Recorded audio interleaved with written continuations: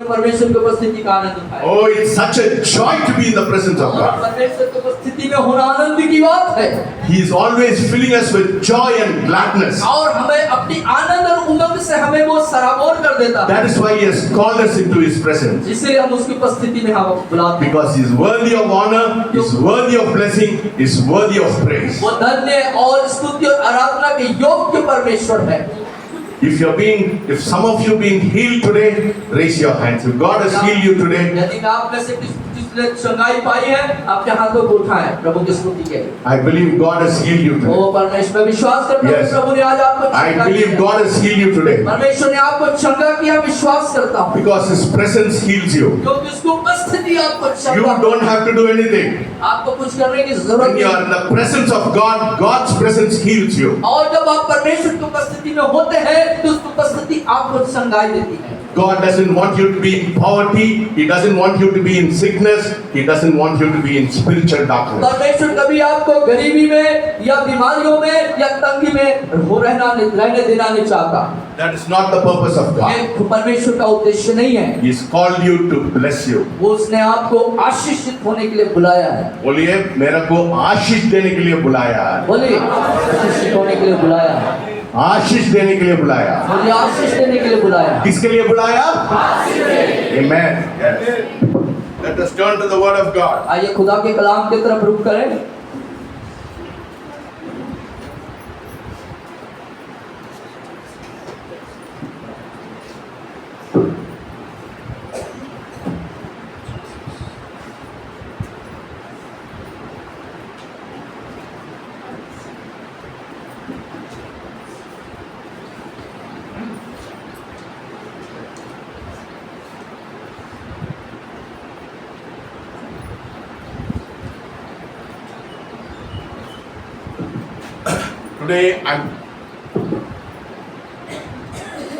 Today I'm going to talk to you about from Malachi 3rd chapter.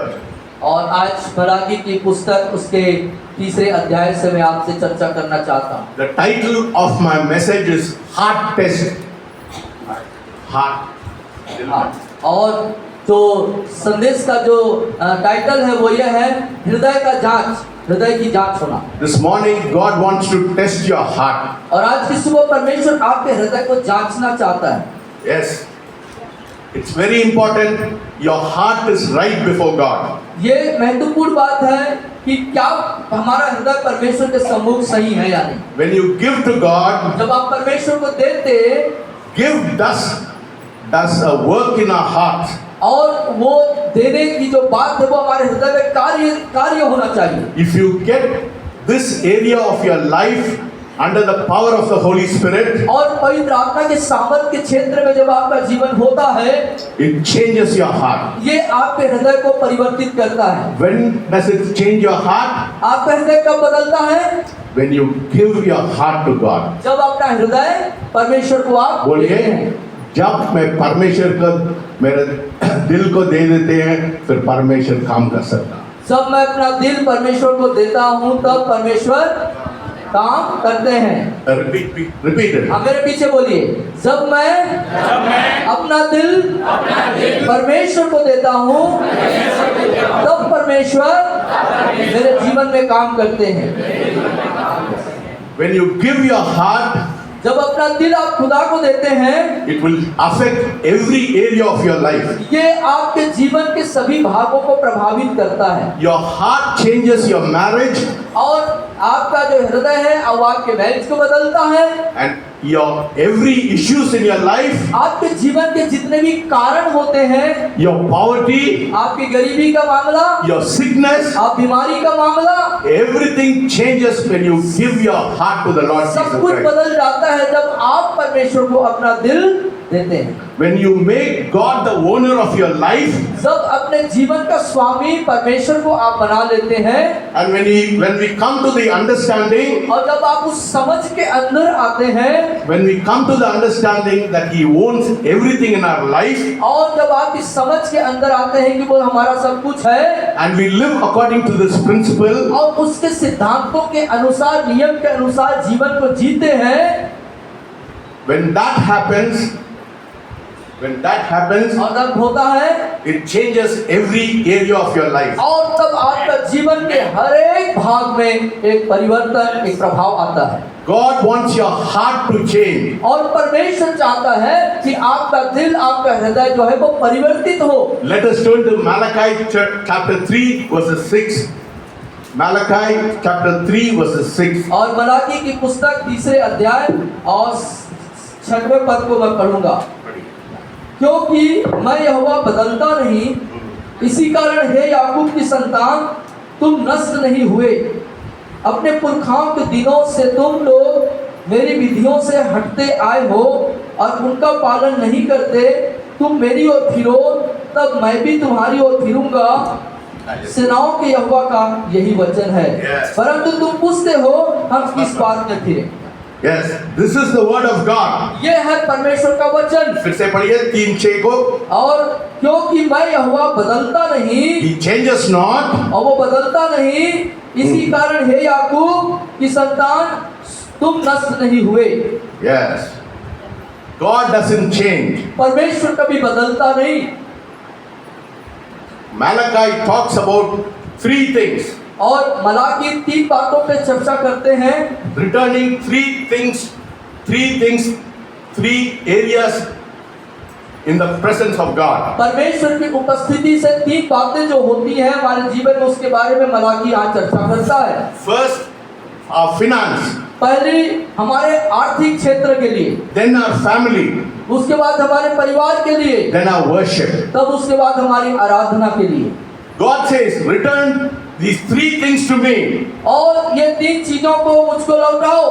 And let us read from Malachi 6 to 12. और 6 से 12 तक मैं मलाकी की पुस्तक को पढ़ूंगा। क्योंकि मैं यहोवा बदलता नहीं, इसी कारण हे याकूब की संतान, तुम नष्ट नहीं हुए। अपने पुरखाओं के दिनों से तुम लोग मेरी विधियों से हटते आए हो और उनका पालन नहीं करते। तुम मेरी ओर फिरो, तब मैं भी तुम्हारी ओर फिरूंगा। सेनाओं के यहोवा का यही वचन है। परंतु तुम पूछते हो हम किस बात में फिरे। क्या मनुष्य परमेश्वर को धोखा दे सकता है? पर देखो तुम मुझको धोखा देते हो, तो भी पूछते हो हमने किस बात में तुझे लूटा है। 10वां अंश और उठाने के खेतों में तुम पर भारी साप पड़ा है, क्योंकि तुम मुझे लूटते हो। वरन सारी जाति ऐसा करती है। सारे 10वां भंडार में ले आओ कि मेरे भवन में भोजन वस्तु रहे। और सेनाओं का यहोवा यह कहता है कि ऐसा करके मुझे परखो कि मैं आकाश के झरोखे तुम्हारे लिए खोलकर तुम्हारे ऊपर अपरंपार आशीष को वर्षा करता हूँ कि नहीं। मैं तुम्हारे लिए नाश करने वालों को ऐसे भुड़कूंगा कि वह तुम्हारी भूमि की उपज नष्ट न करेगा और तुम्हारी दाखलताओं के फल कच्चे न गिरेंगे। सेनाओं के यहोवा का यही वचन है। तब सारी जातियां तुमको धन्य कहेंगी, क्योंकि तुम्हारा देश मनोहर देश होगा। सेनाओं के यहोवा का यही वचन है। Yes. Go home and read this verses and meditate on these verses. और घर वापस जाएं, इन वचनों को पुनः पढ़ें और इस पर मनन करें।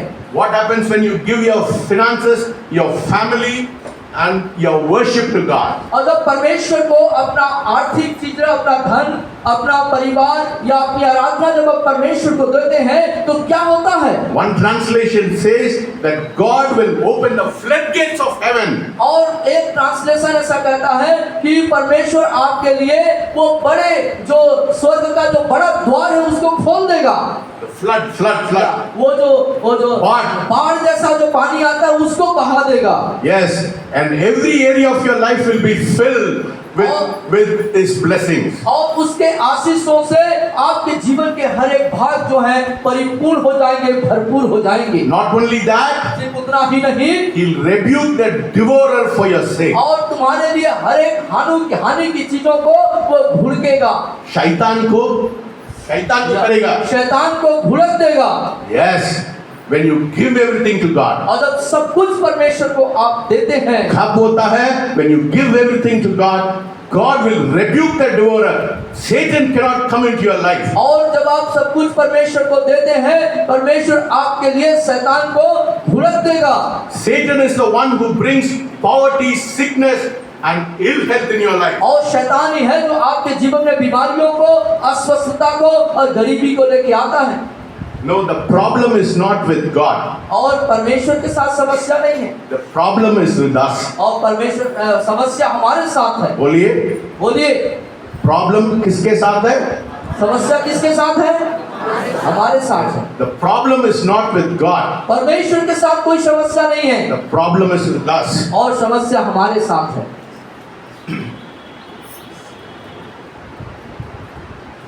If you see in the word of God, यदि आप परमेश्वर के वचन में ढूंढेंगे, He is always after your heart. वो हर समय आपके दिल के करीब है। Every scripture in the word of God says that He is after your God, after your heart. और हर एक परमेश्वर के वचन का हर एक जो वचन है वो कहता है वो आपके दिल के पास है। He is not after your money. वो आपके पैसे के पीछे नहीं है।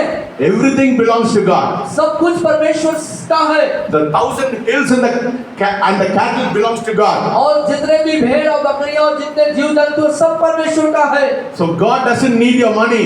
परमेश्वर आपके पैसे से रुचि नहीं रखता। Get it into your spirit. God doesn't want your money. अपने आत्मा के अंदर इस बात को ले, आपके पैसे से परमेश्वर को रुचि नहीं है। He only wants your heart. वो सिर्फ आपका दिल, आपका हृदय चाहता है। In the Old Testament, He says your heart is uncircumcised. और आपका जो पुराने नियम में कहता है तुम्हारा हृदय जो है वो उसका खतना नहीं हुआ है। Yes, giving all to God changes your heart. और परमेश्वर को सब कुछ देना आपके दिल को परिवर्तन लाता है। Let us turn to Matthew 6:21. और मत्ती रचित सुसमाचार उसका 6वां अध्याय हम निकालेंगे। Yeah, thank you. और यहाँ लिखता है, क्योंकि जहाँ तेरा धन है वहाँ तेरा मन भी लगा रहेगा। कहाँ है? कहाँ तेरा मन कहाँ है? दिल कहाँ है? जहाँ तेरा धन है। Yes. Your heart follows your treasure. और आपका जो मन है, आपका जो दिल है वो धन के पीछे जाता है। If your heart is after God, यदि आपका मन परमेश्वर की ओर है, then you will not go after money. तब आप धन के पीछे, पैसों के पीछे नहीं जाएंगे। You will not be stingy. आप जो है कंजूस नहीं होंगे। You will have the heart of God. और परमेश्वर का सा हृदय होगा आपके पास। The word love in the Hebrew translation, it says, और शब्द प्रेम का जो हिब्रू अनुवाद है, it says to give. देना। God gave His Son परमेश्वर ने अपना पुत्र दे दिया because of love. प्रेम के कारण से। When you love God, जब आप परमेश्वर से प्रेम करेंगे, automatically you will give आप ऑटोमेटिकली जो है देना चालू कर देंगे, because you have the nature of God. क्योंकि आपके पास परमेश्वर का सा स्वभाव होगा। You know, prosperity doesn't mean you have lack of anything in your life. और No lack in your life. और प्रॉस्पेरिटी का मतलब समृद्धि का मतलब ये नहीं कि कोई चीज की घटी हो। You know, in the Bible it says all the children of God, they did not lack. और जो बाइबल वचन कहते हैं कि जो परमेश्वर के संतान है, परमेश्वर के लोग हैं, उन्हें किसी बात की घटी नहीं होती। No, the word of God clearly says in Genesis chapter 12 verses 1 and 2 पढ़िए। और 12:1 की उत्पत्ति की पुस्तक में इस तरीके से लिखता है, उत्पत्ति की पुस्तक 12:1-2 में देखते हैं, यहोवा ने अब्राहम से कहा, अपने देश और अपने कुटुंबियों और अपने पिता के घराने को छोड़कर उस देश में चला जा जो मैं तुझे दिखाऊंगा, और मैं तुझसे एक बड़ी जाति बनाऊंगा और तुझे आशीष दूंगा और तेरा नाम महान करूंगा और तू आशीष का मूल होगा। Yes, when you follow God, He'll bless you.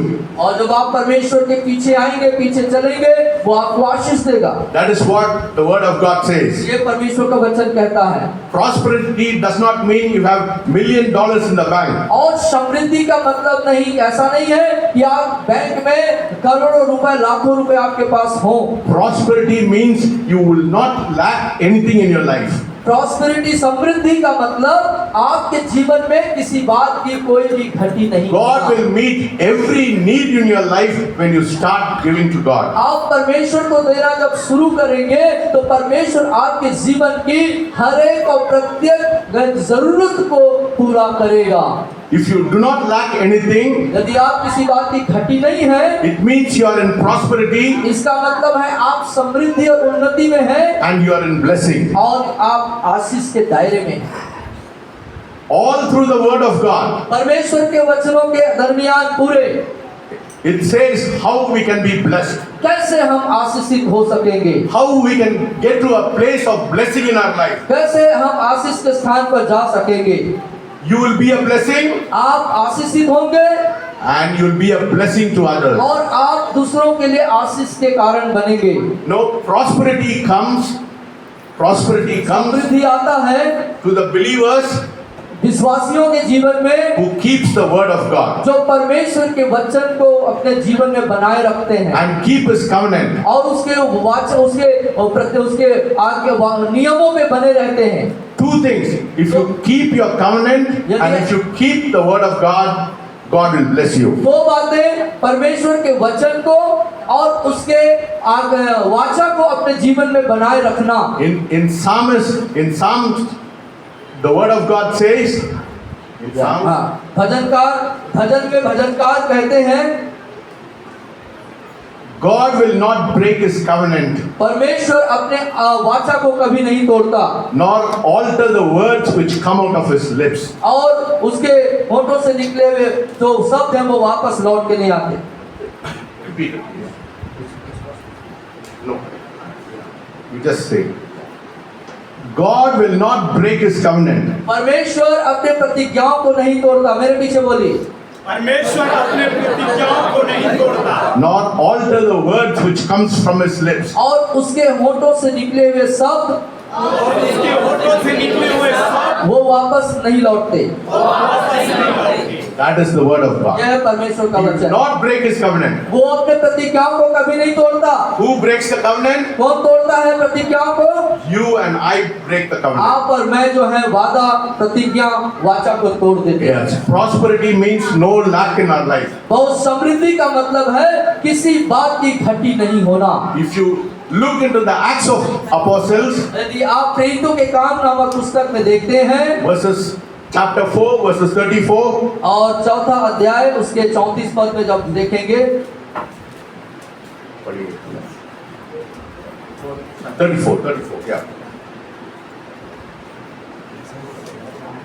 उसमें कोई भी दरिद्र न था, कोई भी दरिद्र न था, क्योंकि जिनके पास भूमि या घर थे वे उनको बेच कर बिकी हुई वस्तुओं का दाम लाते और उसे प्रेरितों के पांवों पर रखते थे। Yes, the early Christians did not lack anything. और शुरुआती दौर के प्रथम शताब्दी के जो विश्वासी थे उनको किसी बात की घटी नहीं थी। It is not God's will that any should perish. और परमेश्वर की कदापि इच्छा नहीं है कि कोई भी व्यक्ति नाश हो। It is not God's will that you should be in sickness. और परमेश्वर की कदापि इच्छा नहीं है कि कोई व्यक्ति बीमारियों में रहे। It is not God's will that you be in poverty. और परमेश्वर की कदापि इच्छा नहीं है कि आप गरीबी में जीवन यापन करें। It is clear from the word of God. ये परमेश्वर के वचन से बिल्कुल स्पष्ट है। Why all these things happen? और ये सब बातें क्यों हो जाती हैं? Because we refuse to obey the word of God. क्योंकि हम परमेश्वर के वचन को पालन करने के प्रति तिरस्कार का स्वभाव पेश करते हैं And we do not follow his instruction. और उनके शिक्षाओं को हम जो है पालन नहीं करते हैं। Why poverty and shame comes to our life? क्यों हमारे जीवन में लज्जा और गरीबी आ जाती है? Turn to Proverbs 13. और नीति वचन 13 अध्याय को निकालेंगे Proverbs 13 verses 18. और नीति वचन 13 अध्याय निकालेंगे। No, right.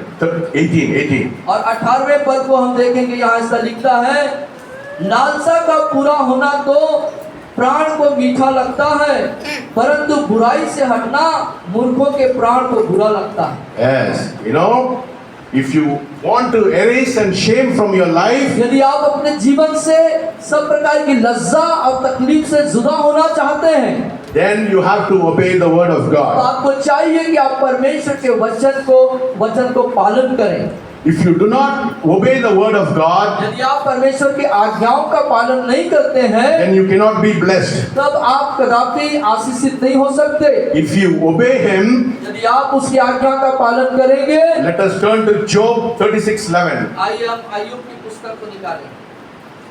Job 36:11.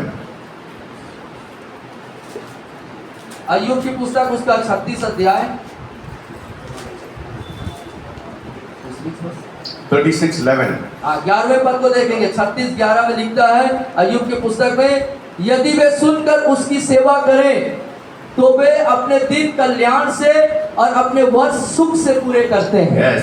When you obey and serve God, जब आप उसका सुन करके उसकी सेवा करेंगे, in all the days of your life, you will live in prosperity and in blessing. और आपने संपूर्ण जीवन काल में सुख और समृद्धि के साथ जीवन यापन कर पाएंगे। You know, the prophets in the Bible, और बाइबल में जो भविष्यवक्ता है, they did not lack anything. वो उनके पास किसी बात की घटी नहीं थी, The apostles did not lack anything. या और जो प्रेरित थे उनके पास भी किसी चीज की घटी नहीं हुई। You know, the word of God says in Proverbs 15:6, या 15 और 6 में देखते हैं नीति वचन।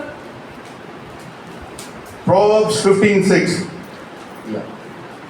नीति वचन 15:6 यहाँ लिखता है इस तरीके से, धनी के घर में बहुत धन रहता है, धर्मी के घर में बहुत धन रहता है, परंतु दुष्ट के उपार्जन में दुख रहता है। Yes, the righteous have treasure. और धर्मी के घर में बहुत धन रहता है। Yes, the one who obeys and serves God, that's a blessing. और जो परमेश्वर की आज्ञाओं को मानते और उसकी सेवा करते हैं, You will have no debt in your life. आपके जीवन में किसी प्रकार का कर्ज नहीं होगा। Yes, God will not allow you to have debt in your life. और परमेश्वर किसी प्रकार से अनुमति नहीं देगा कि आपके जीवन में कोई कर्ज हो। Let us turn to Proverbs 22:7. और 22-27 इसमें देखेंगे हम 22:7. Proverbs 22:7. 7वें पद को देखेंगे। धनी निर्धन लोगों पर प्रभुता करता है और उधार लेने वाला उधार देने वाला का दास होता है। Yes, the righteous will always be blessed. He'll not be a person who takes money. और जो धर्मी है वो जो है निर्धनों पर प्रभुता करता है, लेने वाला बन जाता है। If you are in debt, यदि आप कर्ज में हैं, you are in bondage. आप बंधन में हैं। Yes, if you are in debt, यदि आप कर्ज में हैं there is a way out for you. और आपको बाहर निकलने का मार्ग है। How can you get out of your debt? कैसे उस कर्जे से आप बाहर निकल पाएंगे? When you obey the Lord and serve Him, you will get out of your debt. जब आप परमेश्वर की आज्ञा का पालन करेंगे, उसकी सेवा करेंगे, आप उस कर्जों से मुक्त हो जाएंगे। Yes, God doesn't want you to lack anything in your life. परमेश्वर कदापि नहीं चाहता कि आपके जीवन में किसी बात की घटी हो।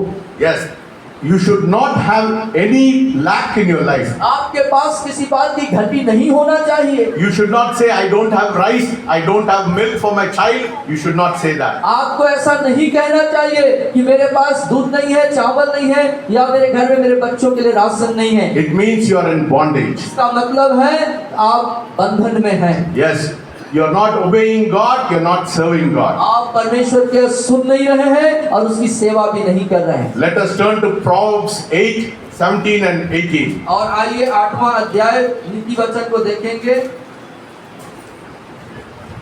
उसका 17 और 18 पद को देखेंगे।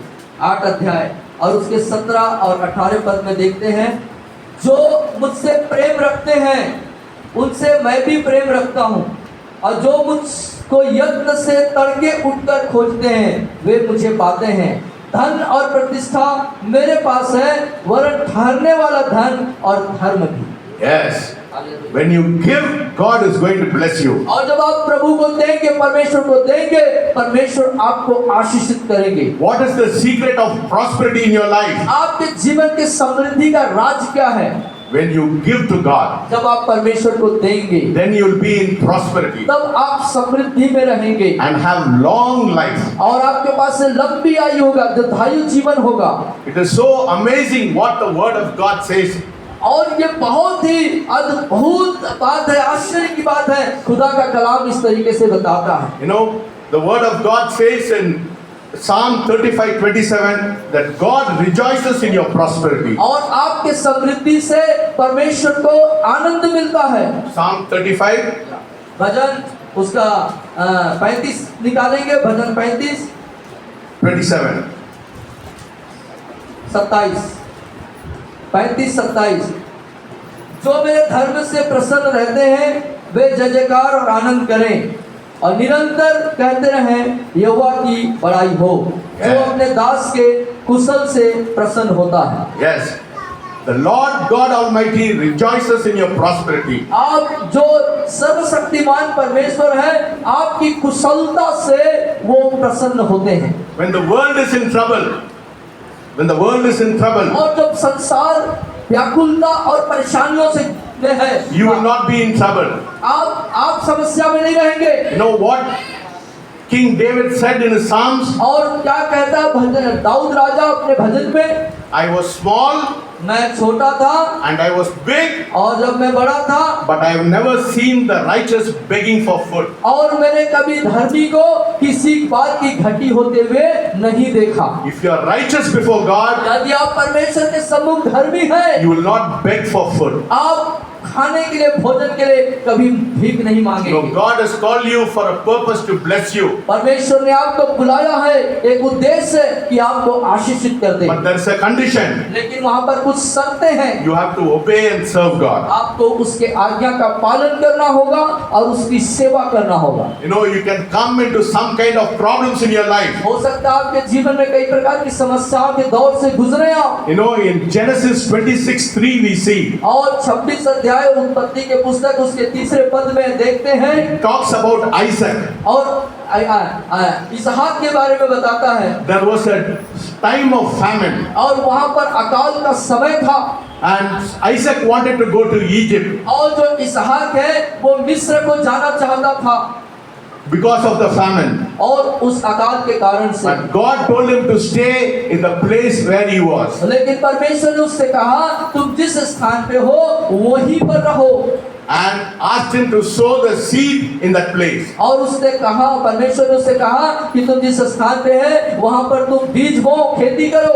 In that time of famine, और अकाल के दरमियान the Bible says बाइबल बताती है in Genesis 26:3 that Isaac had 100-fold harvest. और उत्पत्ति की पुस्तक 26:3 में लिखता है कि इसहाक ने बहुत आयत के फसल को काटा। The world will have problems, संसार के पास समस्याएं हैं, but in God's children, लेकिन परमेश्वर के संतानों पर, बच्चों पर, even in the time of famine, यहाँ तक कि अकाल के दरमियान भी there will be 100-fold blessing. हम 100 गुना फल को प्राप्त करेंगे। It is biblical. ये बिल्कुल बाइबल का सिद्धांत है। That is what the word of God says. यही है परमेश्वर का वचन कहता है। God wants to prosper you even in the times of famine. परमेश्वर आपके जीवन में आशीषित करना चाहता है जबकि ये अकाल और खराब परिस्थिति भी When क्यों you ना हो। sow in the time of famine, when there is no rain, God will give you 100-fold blessing. और अकाल है, बारिश नहीं है, लेकिन आपने भी बोया है तो आप 100% फल प्राप्त करेंगे। When will it happen? कब होगा ऐसा? Let us turn to Proverbs 11. और नीति वचन उसका 11वां अध्याय निकालें।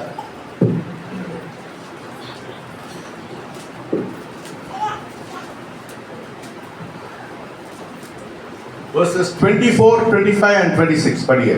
24, 25 और 26 हम पढ़ेंगे। ऐसे हैं जो छितरा देते हैं तो भी उनकी बढ़ती ही होती है, और ऐसे भी हैं जो यथार्थ से कम देते हैं, इससे उनकी घटती ही होती है। उदार प्राणी हिष्ट पुष्ट हो जाता है और दूसरों की खेती सींचता है, उसको उसकी भी सींची जाएगी। जो अपना अनाज रख छोड़ता है उसको लोग साथ देते हैं, परंतु जो उसे बेच देता है उसको आशीर्वाद दिया जाता है। Yes.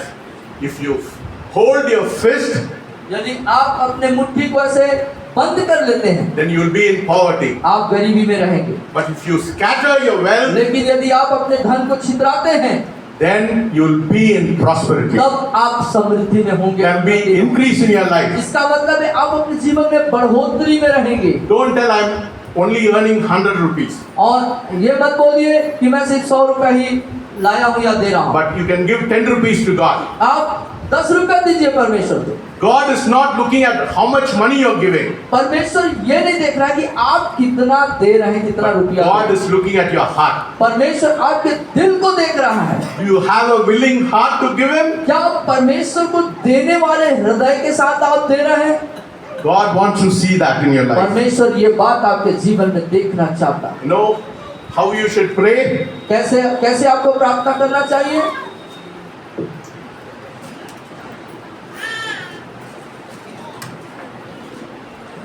Psalm 118, 118 bhajan Samhita 118 verses 25 and 26. 25 पढ़िए. Psalm 118, 118 उसका 25 हम देखेंगे। हे यहोवा विनती सुन, उद्धार कर। हे यहोवा विनती सुन, सफलता दे। yes. Save now, I pray, O Lord. O Lord, I pray, send prosperity. और यहाँ लिखता है सफलता दे।